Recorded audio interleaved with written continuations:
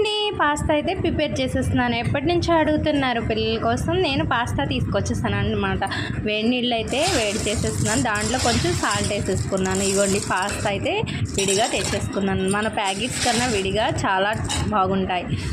ఇలా ఉడకబెట్టేసుకోవాలి. పాస్తాని చక్కగా వాటర్ పోసి ఉడకబెట్టేసుకుని ఉడికిందో లేదో తెలియడానికి కొంచెం పట్టుకుంటే చాలన్నమాట. ఇలా వడగట్టుకుని దాంట్లో కొంచెం చన్నీళ్ళు పోసుకుని క్లీన్ చేసుకుని పక్కన పెట్టేసుకోవాలి. ఈలోపు మనకు కావాల్సినవి ప్రిపేర్ చేసేసుకుందాం. దీంట్లో అల్లం ముక్కలు, కొంచెం వెల్లుల్లిపాయ ముక్కలు సన్నగా తరిమి పెట్టుకుని, ఉల్లిపాయలు, పచ్చిమిర్చి, 2 టమాటాలు పేస్ట్ అయితే చేసేసుకున్నాను. ఆయిల్ పోసేసుకున్నాను బాణీ పెట్టి. దాంట్లో వెల్లుల్లిపాయలు, అల్లం ఫ్రై చేసేసుకుంటున్నాను. అలాగే ఉల్లిపాయ, పచ్చిమిర్చి ఇలా బాగా ఫ్రై చేసేసుకోవాలి.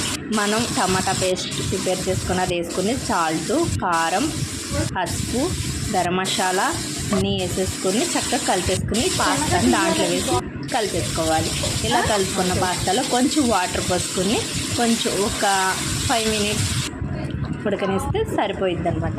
అలా రెడీ అయిపోయిన దాంట్లో కొత్తిమీర వేసుకుని ఇలా పిల్లలకి పెట్టేశాను. ఎలా ఉందో నచ్చితే ఒక లైక్ చేసేయండి.